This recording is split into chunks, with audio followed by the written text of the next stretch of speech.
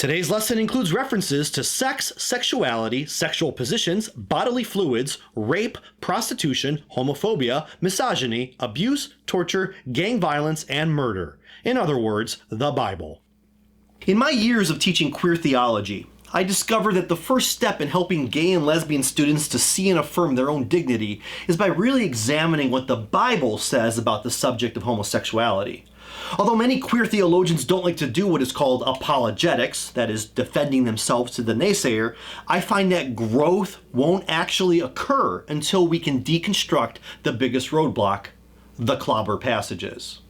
The clobber passages, or the text of terror, are those passages in the Bible that are often used to condemn homosexuality. There are ones used against transgender people also, but we'll explore those when we specifically talk about being transgender and Christian in a few weeks from now. Now remember, the words homosexual and homosexuality did not exist until 1890, used then as a scientific classification. So whenever those words show up in an English Bible, it's from an interpretation, not a translation. And queer theory also reminds us that sexuality is fluid and we can't readily map our modern constructions of sexuality onto ancient sources. But nevertheless, since the clobber verses remain a hindrance to so many Christians, we must look at them seriously.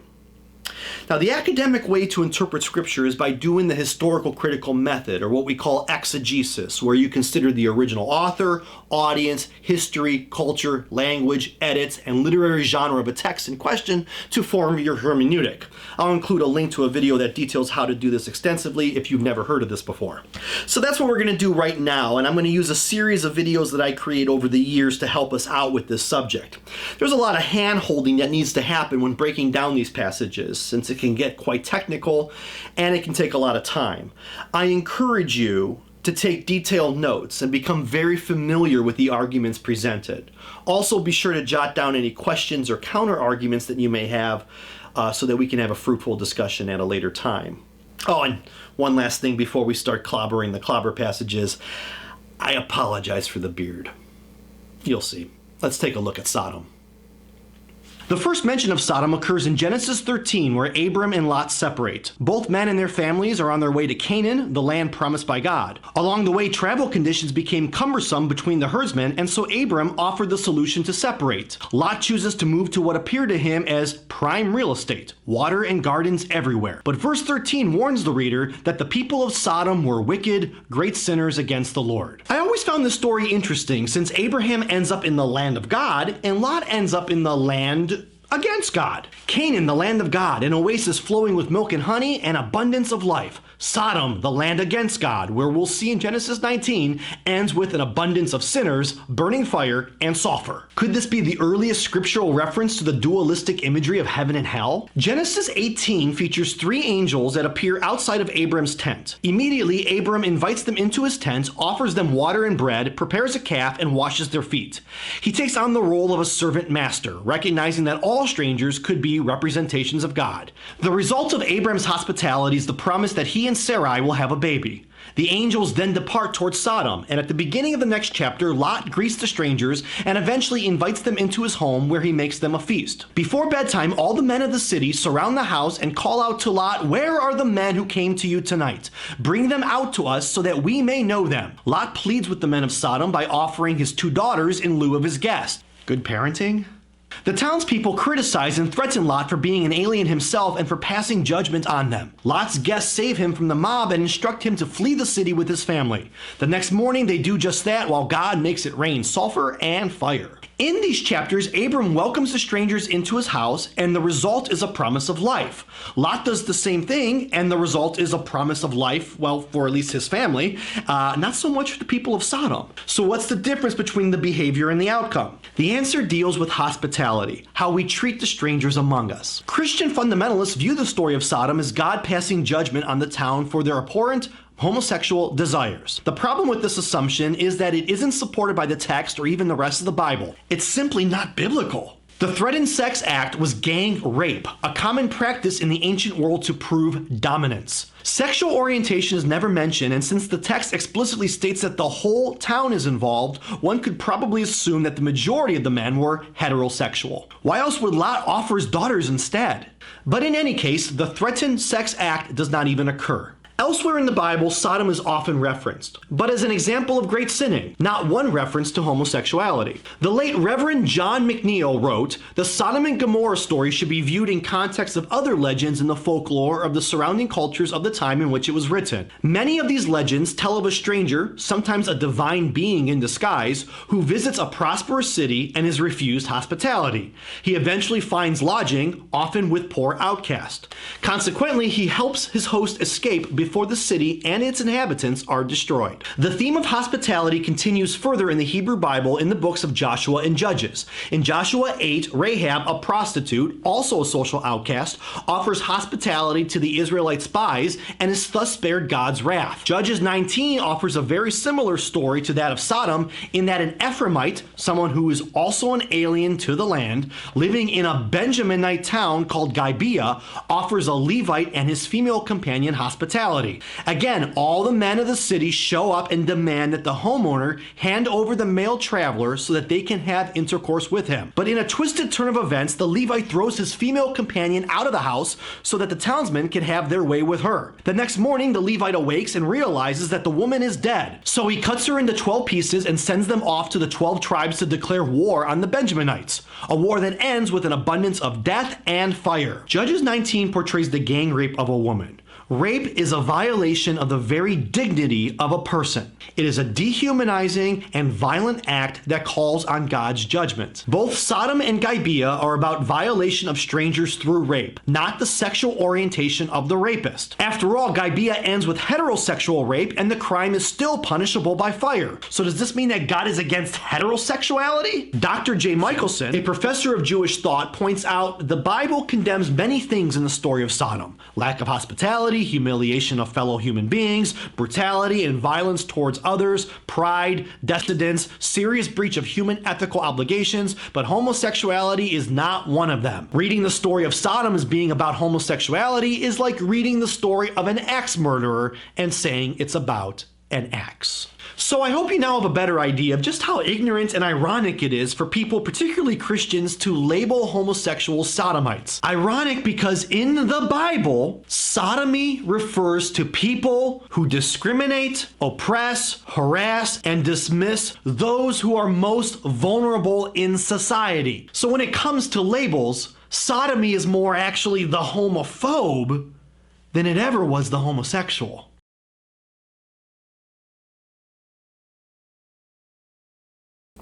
So when did Sodom become associated with homosexuality? That credit goes to first century Jewish philosopher Philo of Alexandria, who allegorically connects the Genesis account of Sodom to Leviticus chapters 18 and 20, as well as a ban on cross-dressing and eunuchs found in the book of Deuteronomy. His connection didn't catch on immediately, with church fathers Origen and St. Ambrose clearly associating sodomy with inhospitality, but by the 4th century it becomes popular Christian thought. Jewish tradition, in contrast, continued to highlight the evils of hostility towards outsiders, unwillingness to share resources, and cruelty towards the poor as the sins for which Sodom and Gomorrah were actually destroyed. We'll talk more about Philo's devastating influence on LGBT Christianity next week. The term sodomy was invented in the 11th century by Cardinal and monk Peter Damian in a treatise called The Book of Gomorrah. Envisioning a chaste clergy, Damian used the term in a list of clerical sins in connection to same-sexual relations among monks. So in other words, there were monks getting it on with each other in the monastery.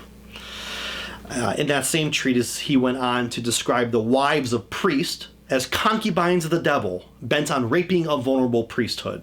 So basically another misogynist, right?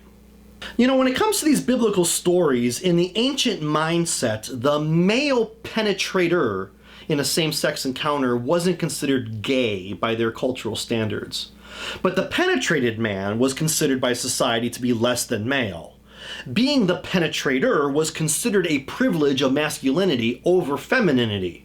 Penetration by another man would revoke that privilege. In the book of Judges parallel to Sodom, the Levite's female companion was actually an acceptable substitute for the men of Gibeah, since it still dishonored the man. It was his male duty to protect her from the male rivals. How a person refuses to see the sexual power play that Sodom and Gibeah are clearly about is just willful ignorance in an effort to perpetuate homophobia. We'll continue to see these power dynamics at play as we jump now into the New Testament with Paul's letter to the Romans. Now, it may seem random to leave the Hebrew Scriptures so early in this lesson, but there's a reason, as what we're going to discuss now in Romans will help us understand all the other clobber passages under analysis today. The verse reads, "For this reason, God gave them up to degrading passions. Their women exchanged natural intercourse for unnatural, and in the same way also the men, giving up natural intercourse with women, were consumed with passion for one another. Men committed shameless acts with men and received in their persons the due penalty for their error." According to Joseph Dodson, the scene described in Paul's letter is reminiscent of the ancient Greco-Roman convivium, Romans' after-dark entertainments, of which idolatry and feasting led to a steady march towards inebriation and wild promiscuity. In other words, idol worship, a sin that Paul acknowledges in the following chapter that even the Jews were guilty of committing during the Old Testament era. Religious temples provided dining facilities for both sacrificial meals and private parties, which were almost always connected with the sacrifice to the gods. Hymns were sung, cups lifted up, prayers spoken forth, and libations poured out in the celebration and worship of the deities considered to be present at the table. The atmosphere of these banquets, needless to say, were sexually charged, with people partaking in threesomes, group sex, prostitutions, rape scenarios, with a scorecard, bestiality, pedophilia, and God knows what else. The idea of sex and worship was not a new or a unique trend to Greco-Roman society. Throughout the Hebrew Scriptures, the Israelites frequently combated Baal worship, which was often associated with the local fertility gods. The best way to show devotion to a fertility god would have been acts of fertility, aka sex. Paul had cause for concern, considering only a generation later, the letters of Jude and 2 Peter both report that this very type of promiscuity was occurring at Christian worship services. What is vital to understanding this passage are the original Greek words for exchanged, nature, and unnatural. The Greek word for exchange has been translated to leaving, change, and abandon, depending on which Bible you're reading. This pericope refers to people who are exchanging their inborn or normal behavior for same-sex activities. That is, presumably, they are deviating from their heterosexual nature to engage in relations with members of the same sex. The second word, nature, translates to inborn, produced by nature, agreeable to nature. Dr. Thomas Thurston argues nature in this context does not refer to natural law, but rather a person's or group's character. He claims a more appropriate translation is the word conventions, or simply what is normal to them. And finally, the word unnatural is best translated as unconventional, which is how Paul uses the term in 1 Corinthians chapter 11 and Romans chapter 11 in referring to growing your hair long and Jews and Gentiles living together respectively. Thurston explains that refusal to recognize the true God results in false God, false word, false self-awareness, and false perspectives on human activity. Paul is making the case that when one turns to idol worship, the world is turned upside down and inside out. People going against their nature, or what Dr. Venkman would say, dogs and cats living together, mass hysteria. Brendan Byrne explains that the language reflects the conventional Stoic sense of nature as the established order of things. For those who followed Stoicism, to act naturally meant maintaining individual self-control, being compliant with social sexual norms, and reserving sexual acts for the purpose of procreation. The behavior depicted in Romans 1:26-27 is counter to the natural harmony of moral Stoicism. In the ancient world, men dominated while women submitted in all areas of society: marital, family, cultural, intellectual, government, and in certainly the context of Romans 1, sex. In the bedroom, men were the active participants in sex, the penetrators, while women were the passive, the penetrated. When a man either voluntarily took or was placed in the sexual role of a woman as the penetrated partner, his entire social and personal status was degraded to that of a woman. Additionally, men, it was believed, were able to control themselves, yet women were unrestrained in their passions. Even if a man maintained the active role of penetrator, in losing self-control, such as what is described in this passage due to lust, he had become like a woman. In the Roman world, gender was not constructed as a horizontal binary, male versus female, but on the basis of a vertical hierarchy with elite males at the top and less perfect versions of the male sex populating the space below. Women were considered by nature a deviation from the more perfect human form, the male. They were described as leaky vessels, fleshly, wet, passive, and porous. Femininity was viewed as a threat to family and state, an entry point for all kinds of social pollution. Roman moralists argued that women should manage their sexuality through containment and constraint. Unconventional female sex in the Greco-Roman world could have been any one of the following behaviors: sex with a man where the woman takes the dominant position, non-procreative sex with a man or another woman, or even solo masturbation. We do know that whatever the acts were, they were motivated by lust, not love, and do not illustrate the affection between two women in a committed relationship. Consequently, this passage is not a commentary on same-sex behavior, but a condemnation on losing control of oneself due to the worship of a false god. The due penalty, as understood by the Roman Gentiles, was a life devoid of self-control and filled with excesses leading to personal and social dishonor and shame. There's a lot to the Stoicism concept that plays a role in early Christianity. You're going to see a lot more on this next week. Onward to Leviticus! By and large, the greatest headache that homosexuals encounter in regards to Christianity deals with two passages found in Leviticus. The book itself is named after the tribe of Levi, the priestly descendants of Israel, and is about proper codes of holiness that Jews must observe. These codes deal with ways to worship, charity, what to eat, business practices, property rights, how to garden, how to dress, how to perform rituals, paying taxes, and sexual morality, just to name a few. The verses that have been traditionally interpreted by Christian fundamentalists and having to do with homosexuality are chapter 18 verse 22, which says, "You shall not lie with a male as with a woman, it is an abomination," and chapter 20 verse 13, "If a man lies with a male as with a woman, both of them have committed an abomination. They shall be put to death. Their blood is upon them." We begin with abomination, which automatically calls to mind images of the abominable snowman from that annual stop-motion Rudolph Christmas special, right? Just me? Well, you hear abomination today and you probably think detestable or evil. This is not true, according to Jewish studies scholar Dr. J. Michelson, who explains that the term to'avah and its plural to'avo occurs 103 times in the Hebrew Bible and almost always has the connotation of a non-Israelite cultic practice. Further, he would define to'avah as something permitted to one group and forbidden to another. In short, to'avah means taboo. Surrounding these two verses in Leviticus are a list of rules to display Jewish distinction against the idolatrous practices of Canaanites. Preserving the identity of Jewishness was of utmost importance. There was a constant fear of ethnic contamination. So why would laying with another man be considered taboo? Here are three theories. First, rape. As I mentioned in my episode on Sodom, male same-sex gang rape was often used to prove dominance, often against a foreigner. According to Old Testament scholar Dr. J. Edgar Brune, Egyptians inflicted anal rape as a punishment upon a defeated male enemy as a statement of domination. In the supposed narrative setting of Leviticus, the Israelites are wandering in the desert after escaping 2 generations of slavery in Egypt. You can rest assured male Egyptians would have demeaned their male Hebrew slaves by forcing rape upon them, making a man lie in the position of a woman. This is no different than the culture we see today in male prisons all over the world. So Leviticus may be suggesting that Israelites are better than that. You're better than that! Israelites must never inflict the demeaning acts that the Egyptians and other oppressors placed upon their fellow human being. But this theory does not explain why in chapter 20 verse 13 the victim is also punished. So let's take a look at the second theory that has to do with patriarchy. Brune suggests that the main reason the Israelites regarded homosexual practices as a taboo was that in a society where the dignity of the male was a primary consideration, voluntary acts of a homosexual nature could not be tolerated.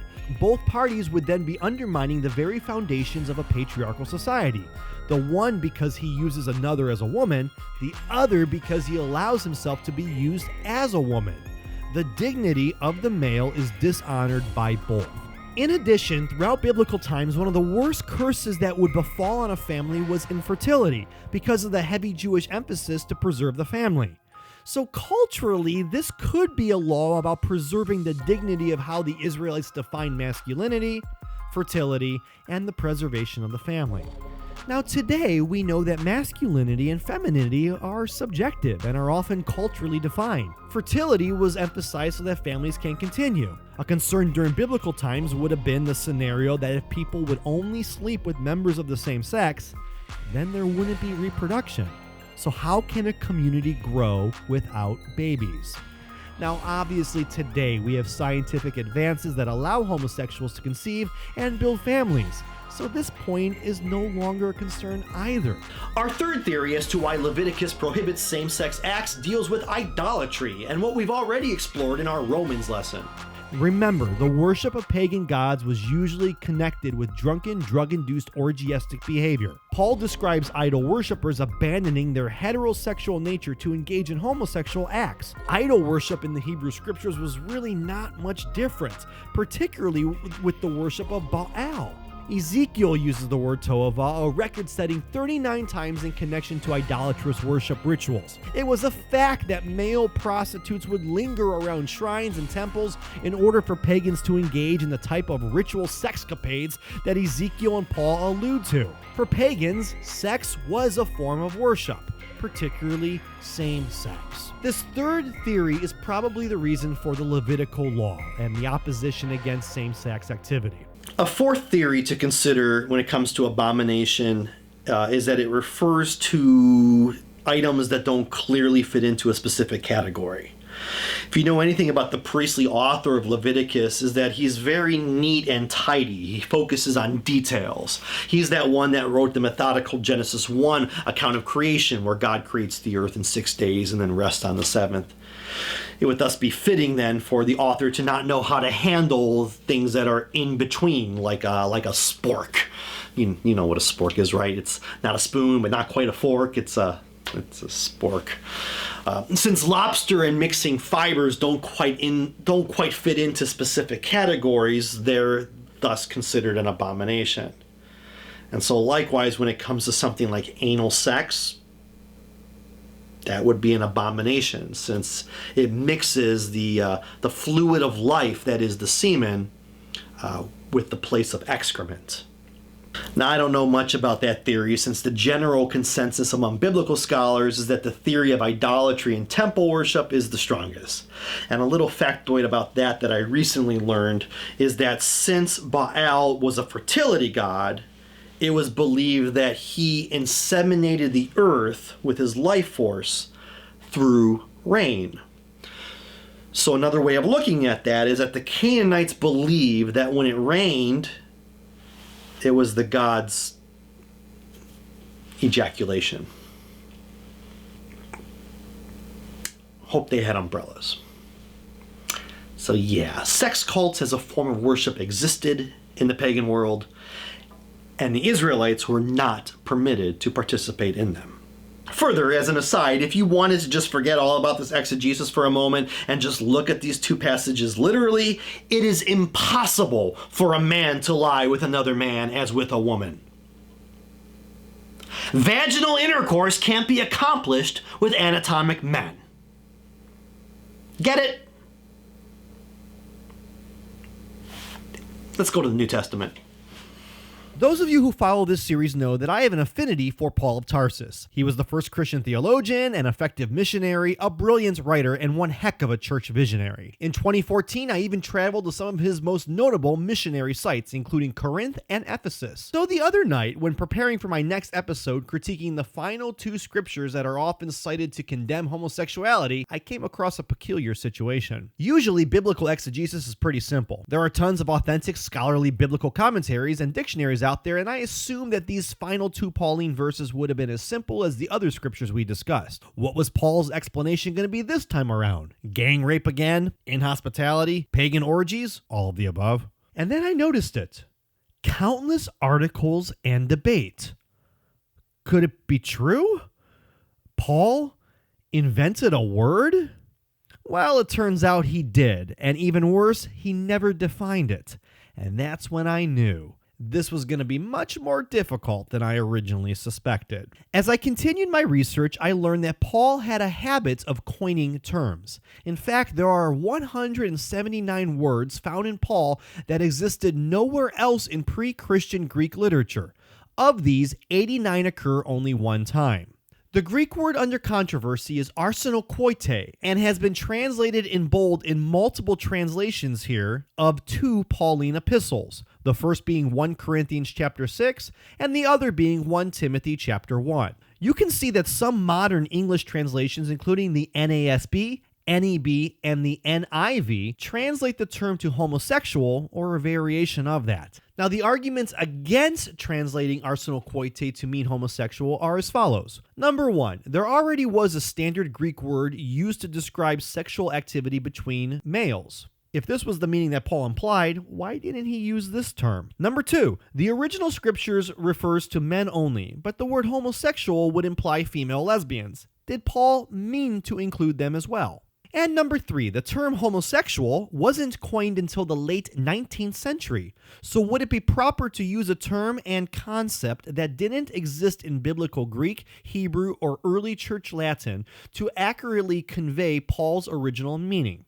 Arsenokoite is a juxtaposition of two words, arsenos meaning man and koite meaning beds. As mentioned, there seems to be no record of this term existing prior to Paul, but it does show up 77 times afterwards in later ancient Greek manuscripts, typically in lists of general vices, similar to what we have depicted here in these two epistles. Now, some of these lists are categorized, and in those lists, arsenokoite appears alongside vices concerning economic morality rather than sexual. So one could infer that this term refers to some type of economic exploitation through sexual means. What also helps scholars decipher Paul's word is that both of these root words show up in the Greek translation of the Hebrew scriptures, known as the Septuagint, where Leviticus 18:22 and Leviticus 20:13 condemns a man, arsenos, lying with koite, another man, arsenos. With this in mind, I believe that it is very fair to conclude that Paul is indeed quoting Leviticus here. Now before any haters out there want to start celebrating, you have to recall what we talked about in the last episode involving Leviticus. In that episode, we laid out three theories why Leviticus forbids a man from placing another man in the position of a woman, with the most likely conclusion being the condemnation of sex that was occurring at pagan god shrines and temples, where men would prostitute themselves to other men. In Romans 1:26, Paul forbids similar practices of drunken, drug-induced, orgiastic behavior. Paul's letter to the Romans is considered among scholars his most thorough and theologically sound letter. If you can only read one of his epistles, I suggest Paul's letter to the Romans. After all, it is his greatest hits. 1 Corinthians was written before Romans. So, what Paul was unclear with in 1 Corinthians with his made-up word, he rightfully clarifies in Romans. In short, Paul is once again forbidding Christians from engaging in male prostitution at pagan temples and shrines. What adds to this conclusion is the term malakoi. The word preceding arsenokoite is often interpreted as referring to a boy or young male who engages in sexual activities with men. Such boys were often slaves, owned by rich men as sex partners. The New American Bible even provides a footnote that explains the connection between these two words. Now notice that even the NAB draws the connection to 1 Timothy and more importantly Romans 1:26, which I already explained as having nothing to do with homosexuality. Theologian John H. Eliot wrote one of the most thorough studies of 1 Corinthians chapter 6, 9-10 to date, and he concludes that nothing in 1 Corinthians, or for that matter in any other biblical writing, speaks directly of the biological and psychological condition of homosexuality or homosexual orientation as this is understood today. So those are the clobber passages that are used against gay people, and as I mentioned, we will examine the others that deal with transgender issues later in this semester. But for now, as a bonus, I want us to take a look at Adam and Eve really quickly, which isn't a clobber passage per se, but their story has been used to condemn homosexuality. Whenever anyone spews, "You know it's Adam and Eve, not Adam and Steve," biblical scholars place the account of Adam and Eve into the myth category, a story that is designed to teach truths about humanity in relationship to divinity. Myths aren't concerned with history or facts, but truths and meaning. But I can't tell you how many people still believe that Adam and Eve literally historically existed, so for the sake of that argument, let's take their story as historical and see where that takes us.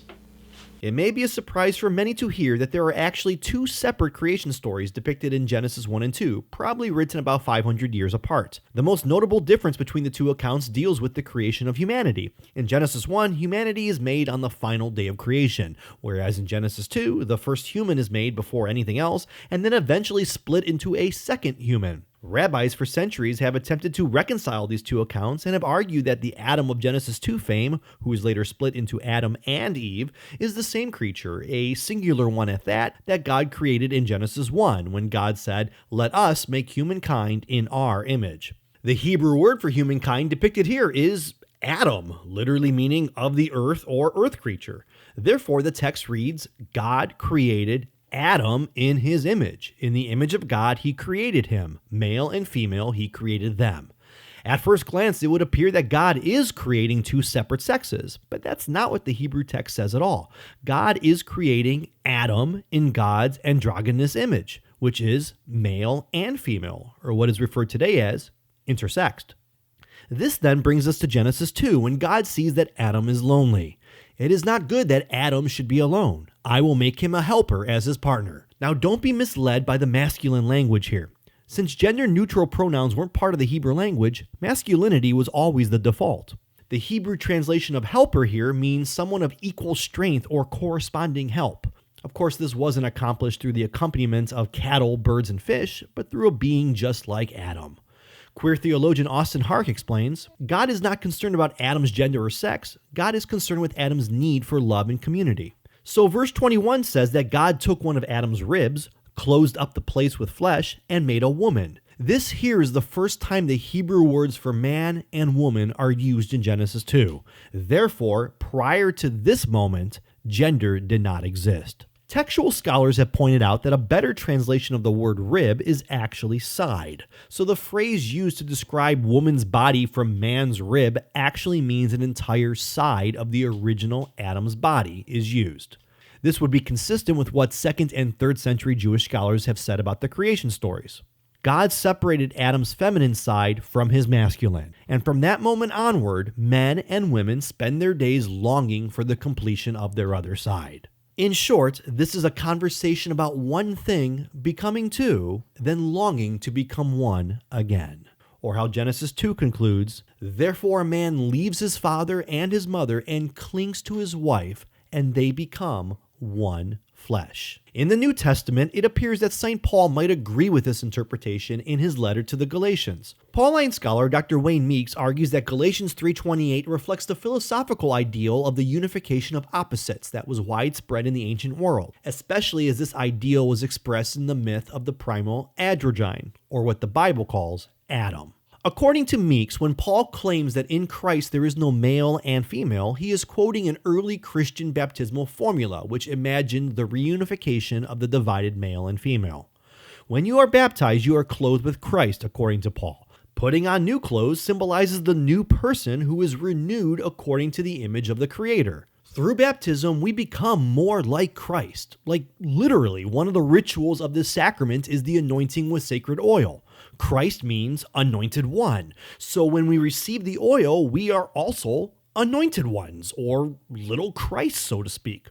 So if gender is rendered meaningless once we are part of Christ's body, is this the same as saying that Jesus too was androgynous? Since Jesus is God, it would make theological sense that the incarnation reflects the fullness of the image of God, and hence the totality of gender. Plus, St. Paul refers to Jesus as the new Adam. And so I think it's feasible to suspect that either at his birth or maybe even after his death, when he returns in that unrecognizable glorified body, that Jesus may have exhibited characteristics of that androgynous first human that was Adam before Eve.